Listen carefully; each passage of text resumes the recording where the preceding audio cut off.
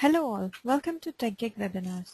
The topic for today's webinar is Java Design Patterns, Useful Variation and Factory Method. This webinar will help us understand how different patterns work together in real-life component development. We are delighted to have Mr. Hemant Kumar Dugar, Training Consultant at Login to Java, as expert speaker amongst us today. Mr. Hemant is a motivated achiever with more than 15 years of significant progressive experience in IT. PMP certified professional having a sound base including core concepts in managing projects and processes at various knowledge areas. Gentlemen, the presentation will continue for 45 minutes. You can ask your questions to the speaker by typing in the chat pane available. So without further ado, I request Mr. Hemant to continue with the session.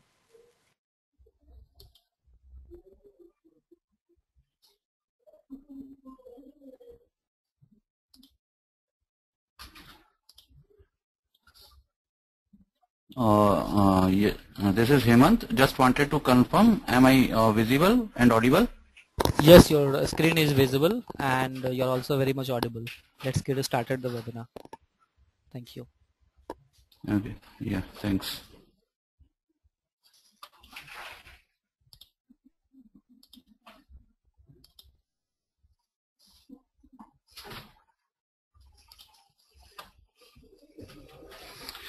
Good afternoon, everyone. Today's topic is basically Java design patterns, factory method, and its variation possibilities.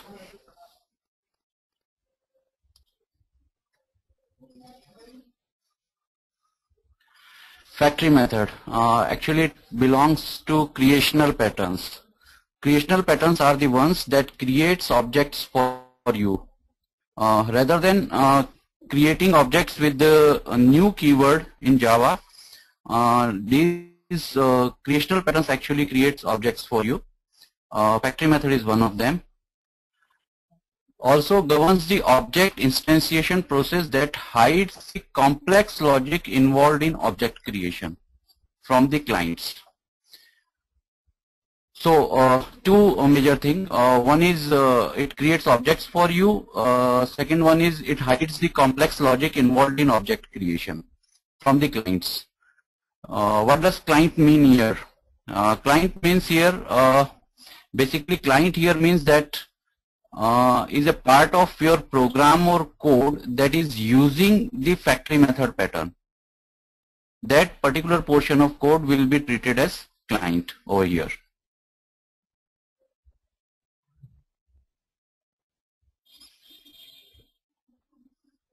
So let me take an example. Suppose you need to work on an Excel file in your Java program. You want to convert some of your program data into Excel file and do some operations on that Excel file through Java application. So how will you program it? The standard way is definitely you will need to find some of your jar file which can work on Excel file. So that third party jar you need to use, or if you are having your own jar to work on Excel file, that you can use. So include that jar file in your program and start coding inside your program where you need to actually include the functionality that you want to work on Excel file. So you prepare your data, convert it into Excel file object and use different methods from that particular jar file to create a proper Excel file within your requirement. So this is a standard straightforward approach that normally comes in the procedural programming language. Another thing that you can do is you can create a separate wrapper around the Excel jar, third-party jar that you are using. You can name it my spreadsheet or my Excel file, and then create all the needed functions that are required in your application. What I mean to say is, suppose this is your jar file that is ready to work with Excel file. This is your application, client application. Then you create a wrapper and create all the needed functionality which will be using this jar, and then your program will use the wrapper to convert the data into Excel file. So this can be another approach. So what will happen if there is a new requirement to work on CSV file? This is your Excel file, and now there is a requirement to work on CSV file. You need another jar, and maybe some more different type of files that you need to work on, maybe on PDF also.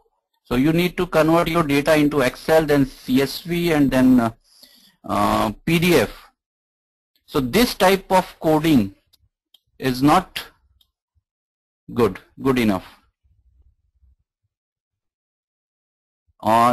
Actually, many developers works on same part of your program simultaneously. So again, there is a problem of maintaining the code. The method names in different files may become different as different developers working on different type of files. Maintaining consistency in code becomes difficult. At a later stage, the code understanding and debugging will be difficult because the whole code will be scattered around over here.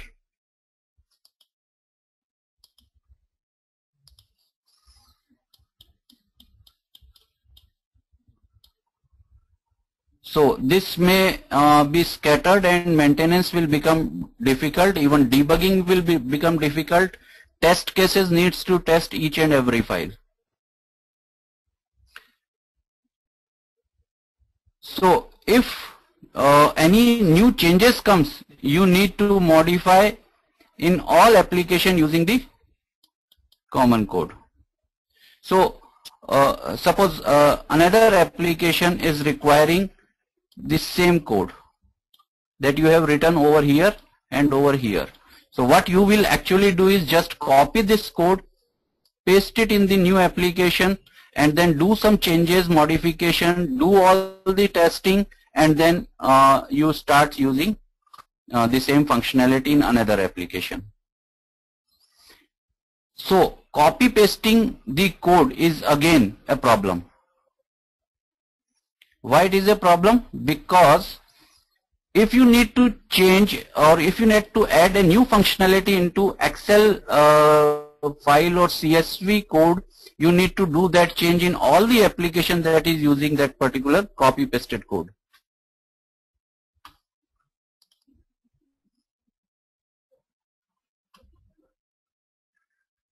So this is actually a problem. This is not a good coding practice.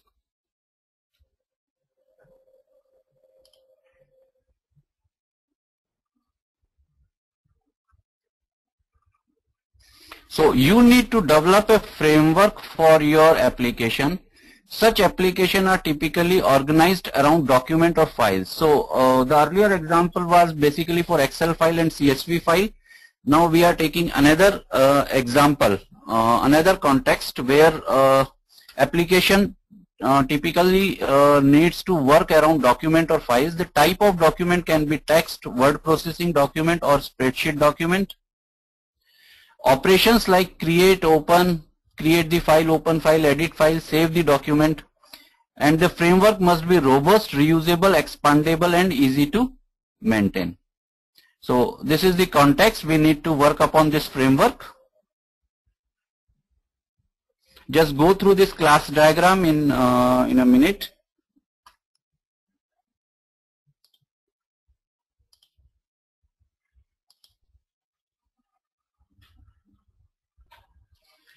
See,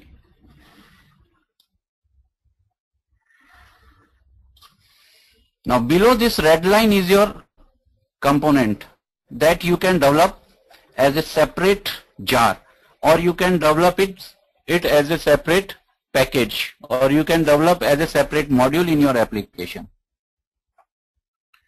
Client actually requests the document factory, create the document, and it will pass on the type of the document that it needs. This document factory create document method will have code, proper code that will understand the type and creates a proper spreadsheet, a proper type of document, either spreadsheet or text document, and returns the iDocument interface to the client. Client will use iDocument interface to operate on the proper instance of the document. So here the important thing is iDocument interface and the document factory. Client requests document factories create document method, which is a factory method, by passing a proper type of the document that client requires. This method will actually create the object of the requested document type and then return the iDocument interface reference to the client. With that reference, client actually uses the proper document. I think this class diagram is easily understandable now.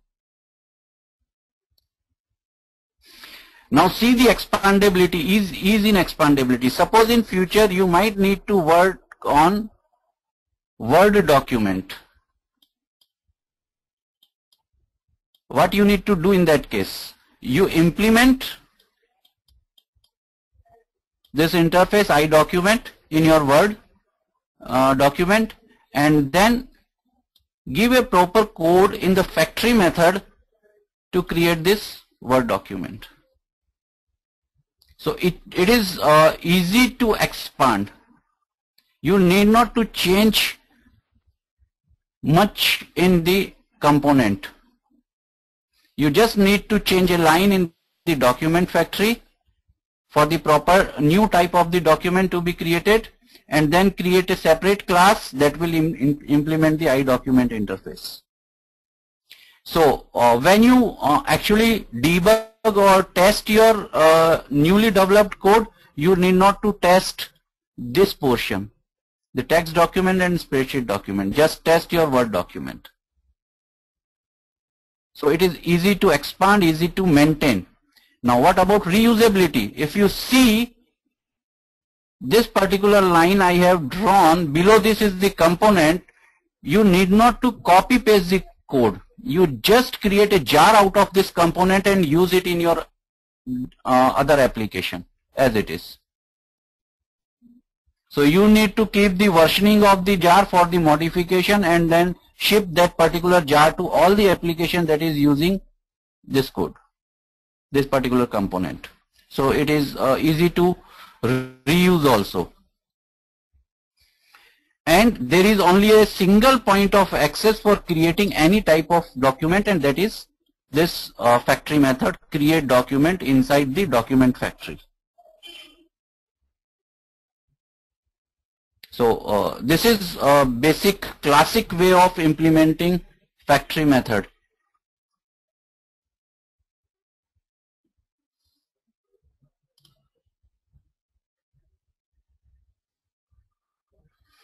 So the same description, the client needs a document, but instead of creating it directly using the new operator, it asks the new document to the factory, providing some information about the type of the object it needs.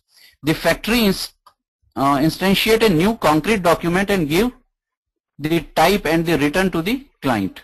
Basically it returns the interface reference. The client uses the document without being aware of about their concrete implementation through the iDocument interface.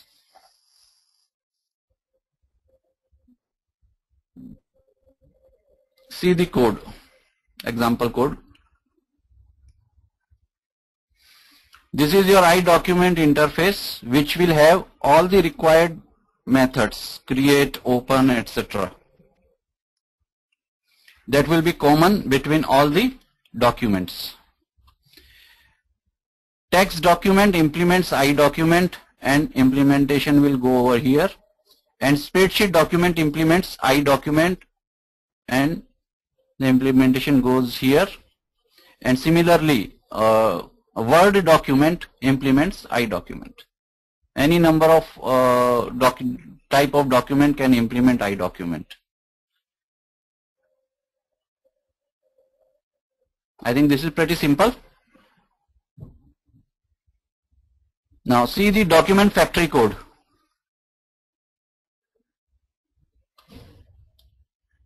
We can have a static method create document. This is your factory method.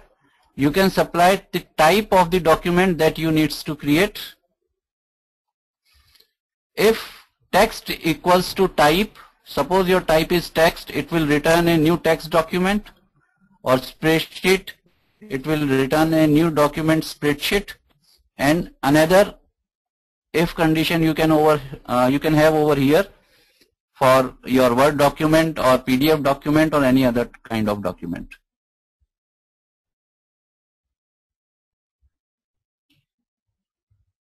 If you see this particular class, it can be very easily understandable that it is a singleton class. It should be a singleton class. So you can implement a singleton pattern over here to make it a document, to make the document factory a singleton class. Within the singleton, if you go for a particular variation, it can be a static singleton, because there is no need to create an instance of document factory over here. You just create a static singleton document factory and have this factory method, static factory method, create doc.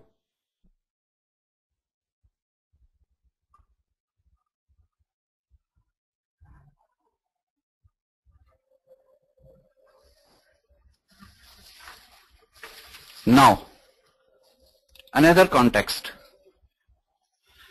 There are common operations between different type of documents like get title, get creation date, get modification date, etc.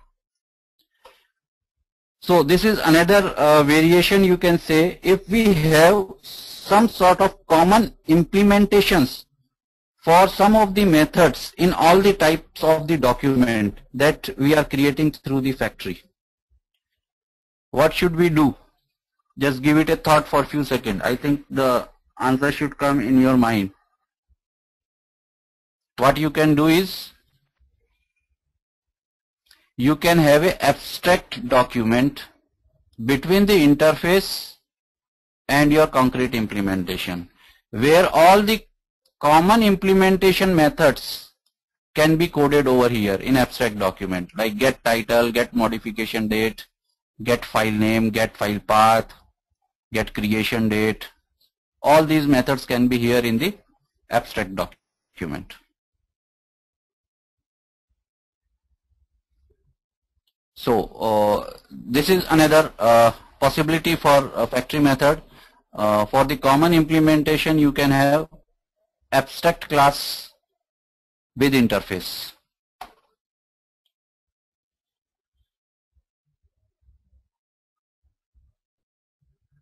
So if you see, this is a classic example for using around 4 design patterns or 3 design patterns to create the 4th one. The first design pattern, that fundamental design pattern we have used, is the interface implementation. The second fundamental design pattern that we have used is interface with abstract class. The third design pattern that we have used is singleton, and using these 3 design patterns we have created factory method design pattern.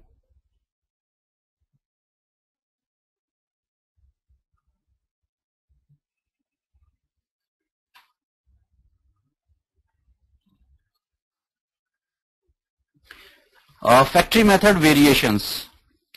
There can be various ways of implementing factory method. Two main variations are data driven instantiation and instantiation by configuration. What all examples till now we saw are basically data-driven instantiation. This is a general case where the class of the object to create is determined when the object creation is initiated. Whereas instantiation by configuration, it is a less common in use, or less common required actually, where the class of the objects that will be created is always the same and is determined before an object's creation is initiated. So one factory for one type of object. If you have two different type of objects to be created by factory, there will be two factories. So a bit confusing over here, but we will soon be looking at a good example that will be useful to understand instantiation by configuration.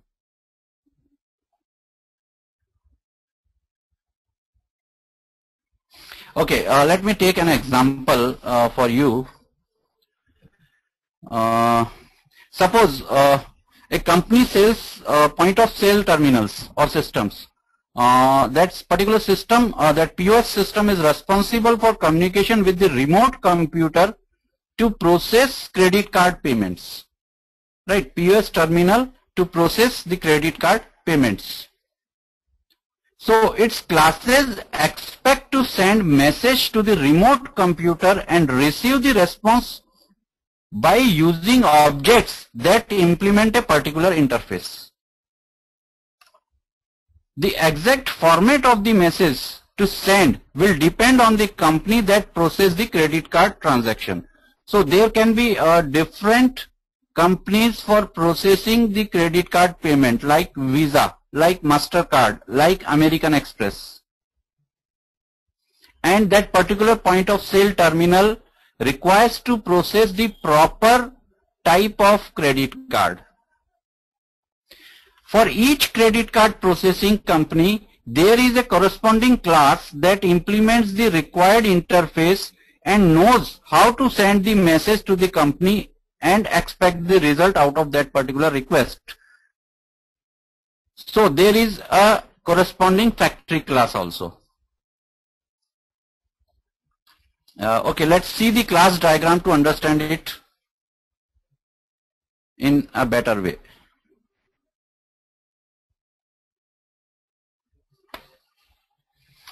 A program may use a factory object that always create an instance of same class if the class is determined by some configuration information. Right? This is what we have discussed with the credit card example. So see this particular class diagram. I will give you a minute to go through this class diagram and then we'll explain you. Just have a look at it. See.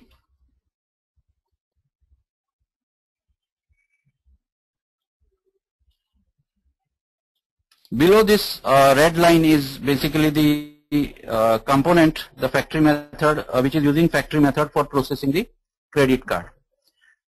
So this particular component can be firmwared into POS terminal. POS terminal, when you put a credit card in the POS terminal, it will read the configuration out of the credit card. With looking at that particular configuration, when the POS actually reads the configuration information, this information tells the POS that it is to pass credit card transaction. Either suppose we just have two types of processing companies for processing the credit card. One is Visa and one is MasterCard. So this information, the configuration information, tells the POS that which credit card transaction, either Visa or MasterCard, needs to be processed. So looking at that configuration, so based on that information, POS creates either Visa CC factory. So it will send that request. So again, see, this is an interface. Interface credit card process factory. This interface will give the factory instance for either Visa credit card or for Master credit card.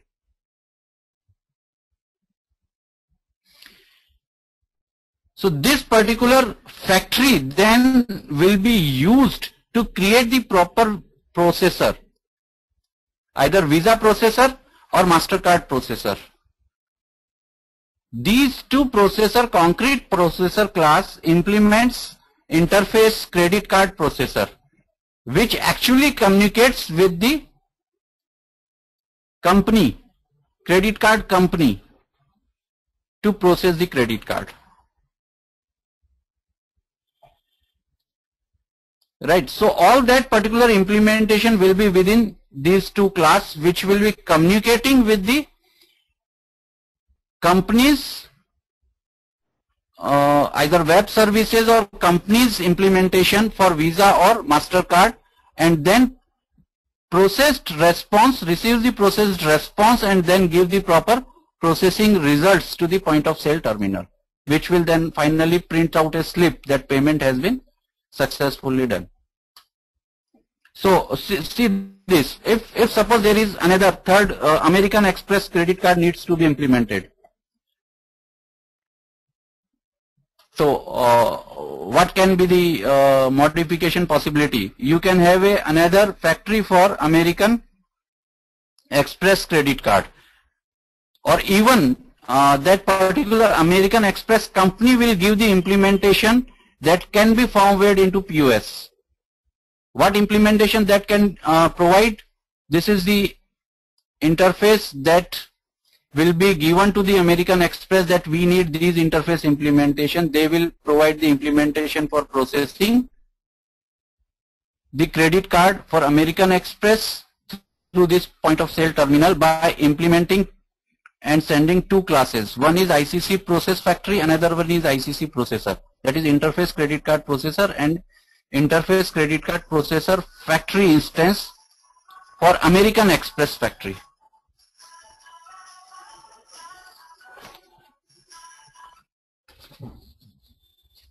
So this is basically configuration driven factory method.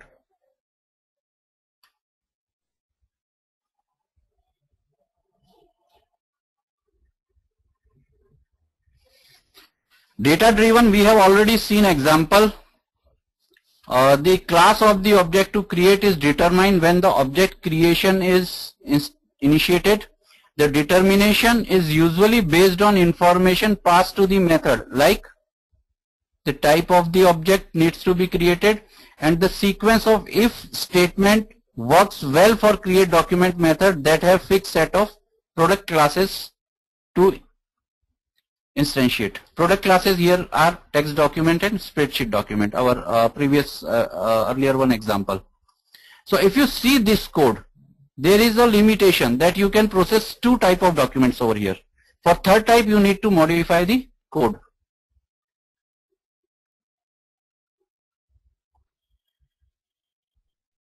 So another context is there are new document types and these should be dynamically become the part of framework. So till now we have this static inclusion because for a new document you need to modify the factory, but the new requirement is they should be dynamically become part of the framework. What does this mean is we need not to modify the document existing code. Instead we just supply a new document implementing the iDocument interface and this should work without any modification in any of the existing code including the factory. Now see this example, class diagram.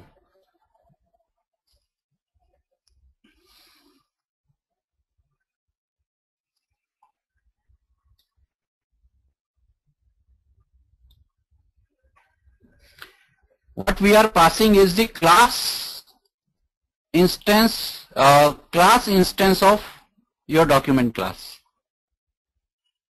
The remaining portion is same as it is that we saw in data driven factory. iDocument, abstract document, text document, spreadsheet document. Now we need to have a Word document. We need not to modify any of the portion in the existing code. We just create a new class that will work on Word document and inherit the abstract document. which in turn implements iDocument. That's all. How it works? While creating the object, we ask document factory to create the document, and we will pass on the class object of this class, Word document class.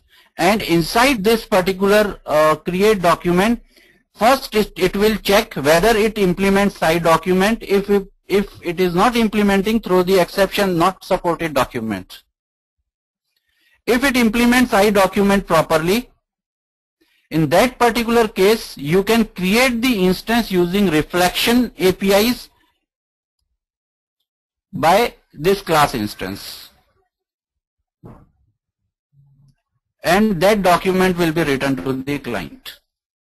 So this is dynamically inclusion of new documents in your factory method pattern. Any number of new documents that you can implement. So think of this is your application and you have developed a component, or you might be using third-party component for maintaining the document, and that is based on dynamic inclusion of new documents in the factory method. You can create any number of new documents by implementing iDocument interface in this particular component. That's all. And pass on the class instance wherever you are using, wherever you are creating the new document. It will give you the new document created because this class is given by you to this component. You can create within the component new document. You can create new document in your application. So this is as easy as to expand. Not a single line of code in existing component will be changed. Just create a new document and that will be included in your application.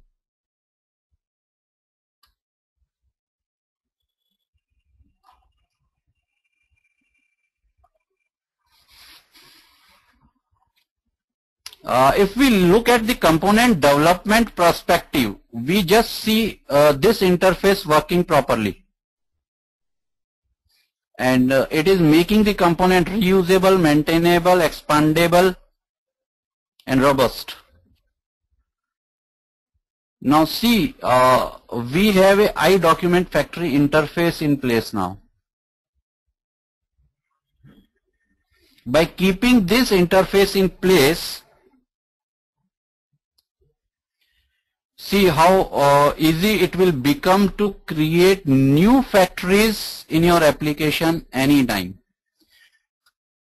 New factories that will give different new documents implementing this interface.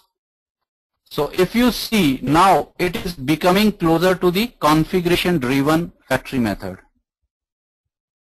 So this is as good as having both the things in one implementation. Data driven, the already existing class diagram. Having an interface iDocument factory, it can be expandable to configuration driven factory method also. So this is really a good example of having a factory method that is very easy to reuse and expand and maintain.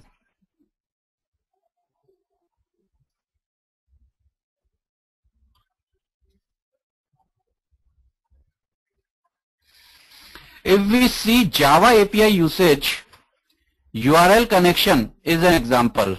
URL connection plays a role of client in factory method pattern. It delegates the work to get content method to the content handler object, where content handler is an abstract class that serves as a product class and knows about handling a specific type of content. So it is an abstract class content handler, whereas the way that URL connection object gets the content handler object is through the content handler factory. So particular content handler can be taken out of this factory. The URL connection calls also has a method that is called set content handler factory. So using this set content handler factory, you can change the factory also, which is actually very useful in applets to provide factory object for URL connection within the applet. for the applet factory. So if you go in detail of URL connection, you will understand it properly, how this factory method is working over here.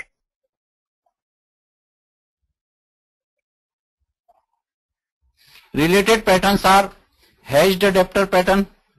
Hashed adapter objects, it is useful if the set of classes that a factory creates may change during the runtime of program.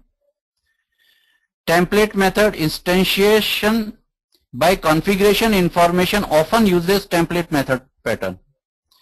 Singleton. Factory used here are mostly the singleton. All the factories that we have used in our examples should be singleton.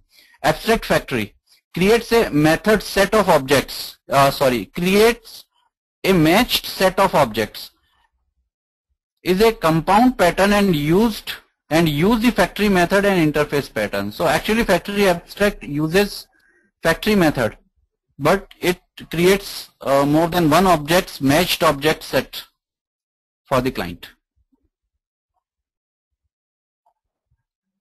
So if we see advantages, disadvantages, pros are hide concrete classes from the client. So client will not be aware of what the implementation inside in the concrete class because it accesses it through the interface. The code deals with the interface, so it's actually easy to expand, maintain, reuse. Advocate for the component-based development. This is what the most important part is. All of you, I think most of you are working and in your day-to-day coding. So you should start thinking in terms of component. Just you have to go away from the procedural programming or coding thinking. So think in based off what I should say is object-oriented component-based development. Cons are, since the pattern relies on using private constructors, the class cannot be extended. Okay, so let me explain it. We have iDocument interface and we have concrete implementation text document. Right. So we don't want that apart from factory, the instance of text document should be created from anywhere else. So we need to make the constructor private. So you cannot extend it. Refactoring an existing class to use factories breaks the existing clients. So if you are having existing application and you are using, you are creating objects at so many places, and if you want to convert it to factories, so your existing client code needs a lot of changes and refactoring.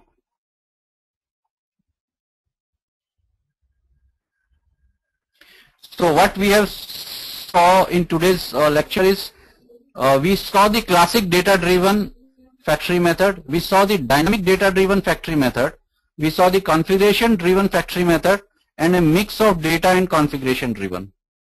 And in all these variations, if you have some common functionality amongst the type of the concrete objects that you are generating from factory, just give a abstract class in between interface and concrete implementation for the common implementation.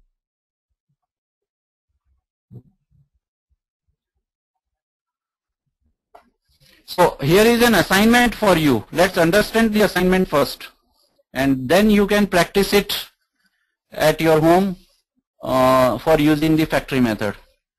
An application requires file parser. Files can be of two types, either CSV, that is comma separated value file, or fixed length value file. The common functionality provided will be get next record, parse the record, get file name, get file size, and what other functionalities that you can think of for the parsing. So you need to develop a framework to facilitate the parsing of these two types of files. This is the first requirement. And the second requirement is the framework should allow dynamic inclusion of new type of file parser. What does this mean is, Suppose you want to parse the Excel file. So just you need to create a concrete implementation for parsing the Excel file, implementing the common interface. That's all. So dynamic inclusion should be there. So this can be a component for parsing files, and this can be a good exercise to practice factory method, singleton, interface abstract superclass. All the 4 patterns you can practice in this particular assignment.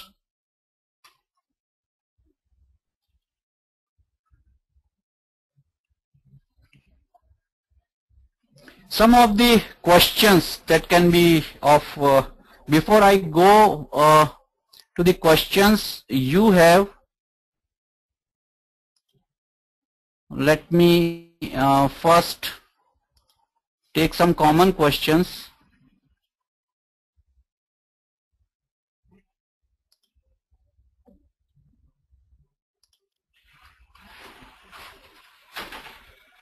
The common questions can be, can you give some real world example from Java API? The one that we have seen is URL connection. Another one, there are lots of examples. I will take a few. There is a method in object class toString. toString method actually create a string object out of your class, whatever class you have. So by default it will return the reference, but if you implement the toString, it will create a string out of your suppose integer class or whatever class that already exists or you create. You can override toString. So this toString method is actually a factory method that will create string out of your object. Then another example is getInstance. Class.getInstance. This will actually return the class object of any of Java class. Another is class.forName. So there are so many factory methods that you can find in Java API. Another common question is, how does factory method promotes loosely coupled code? So this we have already seen in so many examples that we can develop a component out of factory method easily with data driven as well as configuration driven. So that component is very loosely coupled and you can reuse it in different applications. Discuss the situation where you should avoid dynamic data driven factories. Now this is a very good question. Dynamic data driven means which can take new concrete implementation without any change in the code. And is there any situation where this is not needed? Okay, let me tell you one example. Suppose I am a product company, I have a product company, and I have developed a component, a jar component. Do you think I will use dynamic data driven factories in my component? I should not use. If I want that all the development should happen by my company or for my product. If I keep a dynamic data driven factory, my clients can create code, implement interface and just pass on the dynamic factory to get the output or to get the proper implementation. But if I have my factory method with ladder of if-else statement for creating objects, third part clients cannot create their implementation and cannot pass on different types that are not in the component to the factory method.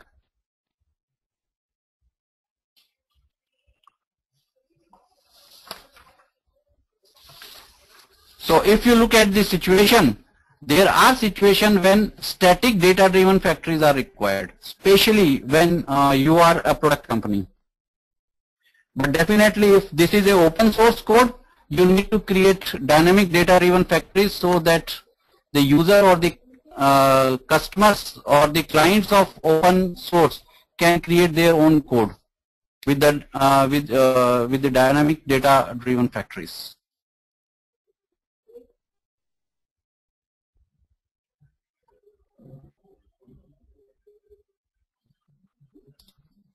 So let me go through the questions one by one.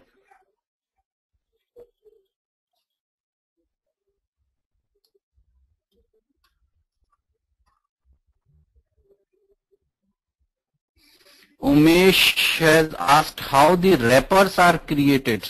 Wrappers can be created easily with either containership if required. You can take the object of the class that for that you are creating the wrapper, or you can inherit it depending on your requirement. Another question.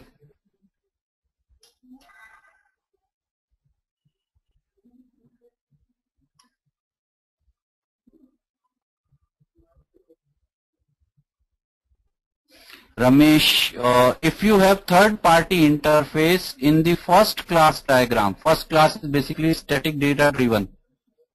Does your client code varies or same? The client code should be same. How does it varies if the interface is same? How does implementation wise it differs whether the interface is in your client jar or in your own application or third-party jar? If the interface is always public and you can implement it within the component or in your application or in your module anywhere.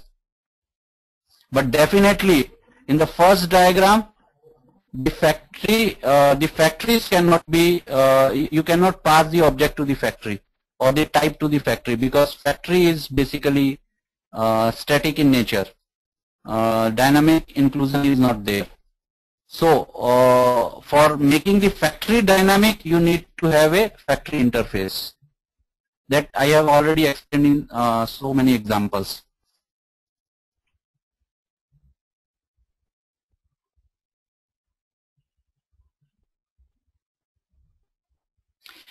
Salil has asked if we need to convert documents to another type, that is CSV to XLS, which class will have conversion method?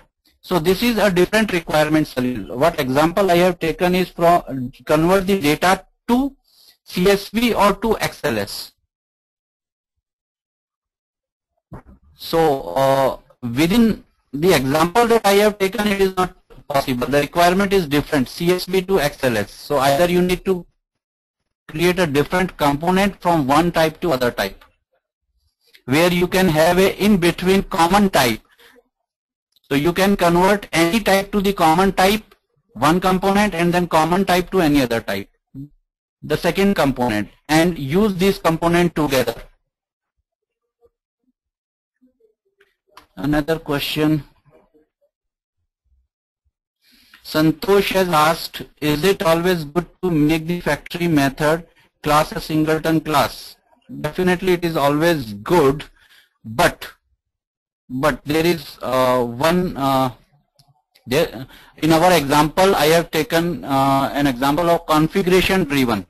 So in configuration driven, I will explain here. In configuration driven, we have an interface and our factories are implementing this interface. So if you are implementing an interface, it means you can have singleton, but static singleton is not possible. You will have a singleton instance over here. But in the first example, data driven, static data driven, you can have a static singleton.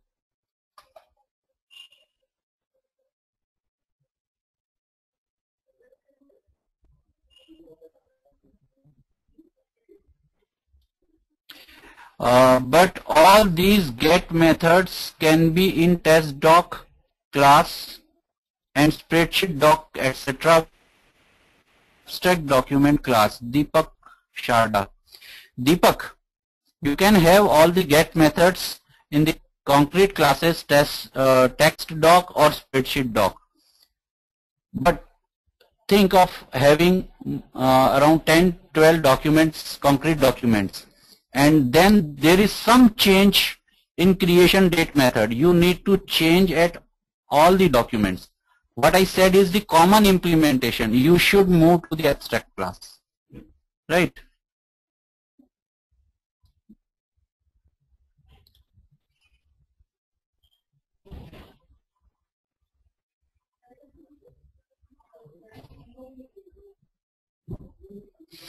Another question that I have from Venkat Raman. If we made document factory as a singleton class, then what are the necessary steps to be taken care to avoid any unnecessary behavior in the multi-threaded environment? So the answer will be a bit longer. So I will tell Venkat Raman to go through my earlier session of singleton to get out of this problem. That is available at TechGig.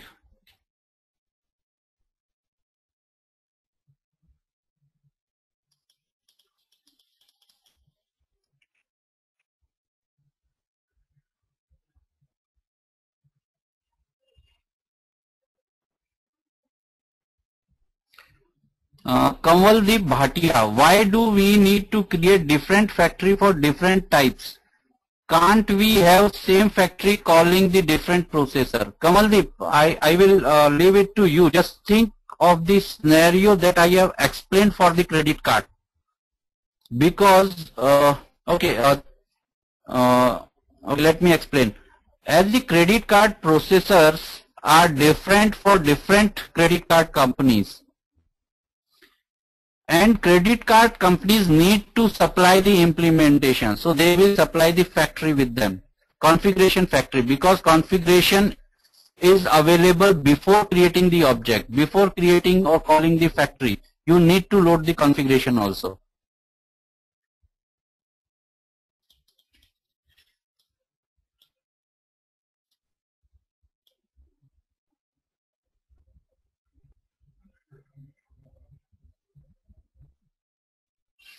G. Balachandu, if text-doc constructor is private, how do we create instance of it in factory? Very good question.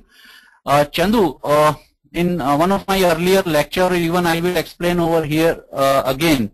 Normally, we need to avoid new. So you can have a small factory method inside your concrete class named get new instance, a stat method that will give you the instance, and it will prevent from inheriting.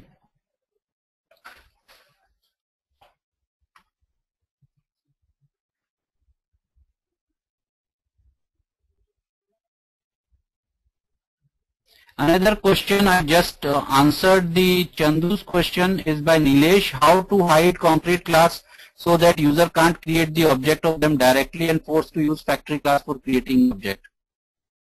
So the same answer, you need to create a factory method inside the concrete class. A static factory method, get new instance, that will return the instance and make the constructor private. I am skipping some of the questions of similar type that I have already answered.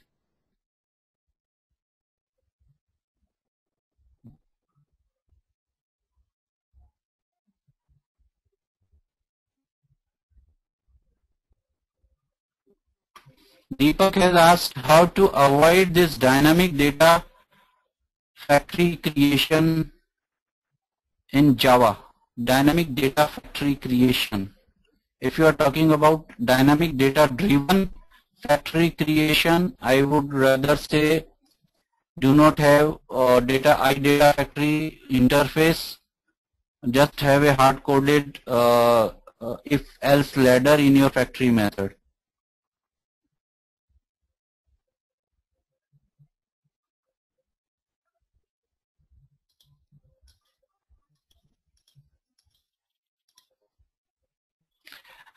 Atul has asked how the dynamic inclusion related to the IOC as implemented by J2E containers. This is the functionality is very much similar, where you can just pass on the type of the class and you will get its instance ready for use.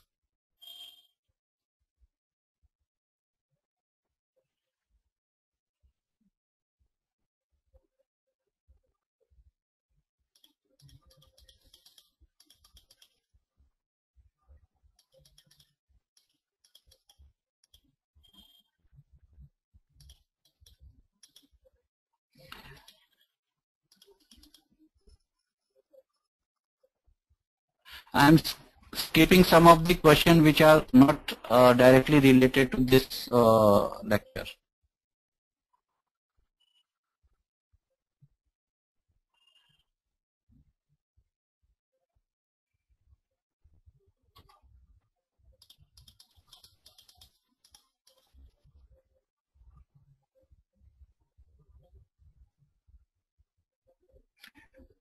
Sonali has asked what is the necessity of using the abstract document for using get modified date etc. functions. Common implementation functions. I have already answered this. If you have a common implementation in your concrete classes, instead of writing or duplicating code in each of the concrete class, move it to the superclass, abstract superclass or superclass, so that any code modification needs to be done at only one place.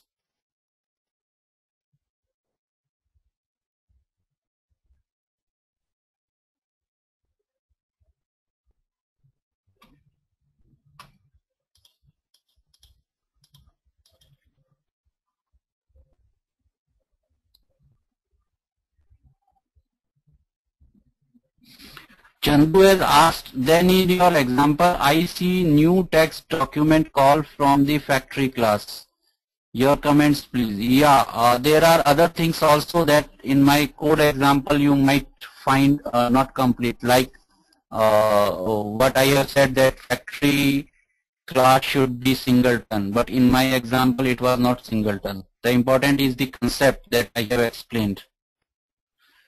Code might have been written shortly or in concise way because of the availability of the screen and visibility to the user.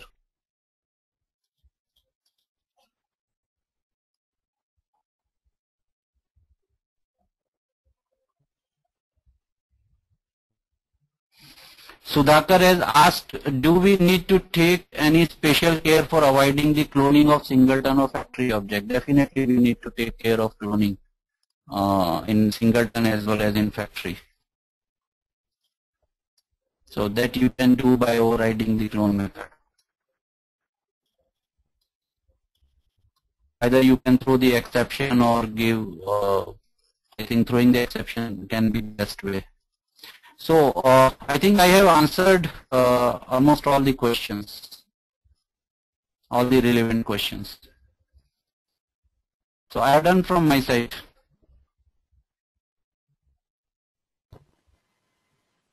Thanks everyone.